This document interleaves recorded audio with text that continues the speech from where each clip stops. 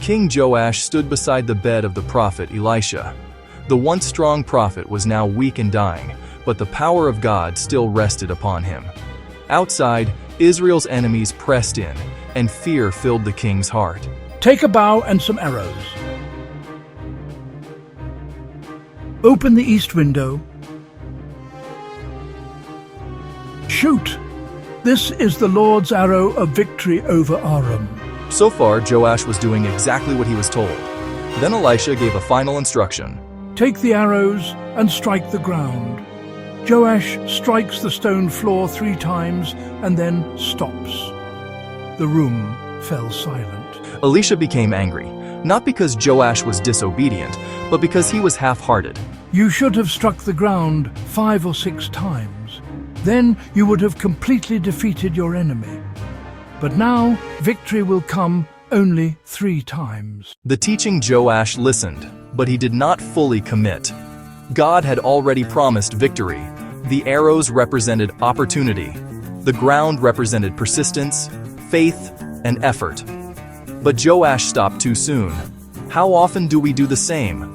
We pray, but only a little. We try, but not with our whole heart.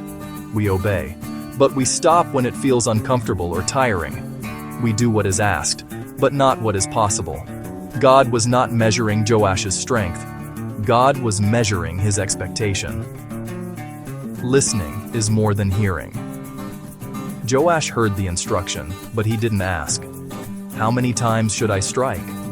What does this represent? What is required for full victory? Sometimes God gives us simple instructions, but he expects us to carry them out with faith, passion, and perseverance. Partial obedience often leads to partial results. Encouragement for today. You may feel like you've prayed enough, you've tried enough, you've waited long enough. But heaven may be saying, strike the ground again. Do not stop short of what God is ready to do. Do not underestimate how much effort your obedience requires. Do not limit your breakthrough by your comfort level. God's instruction is not just about doing something once, it is about doing it fully. Final encouraging word.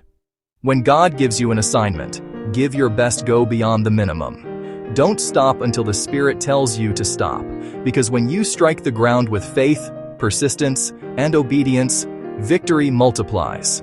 So today, whatever God has placed in your hands, strike the ground again. Amen.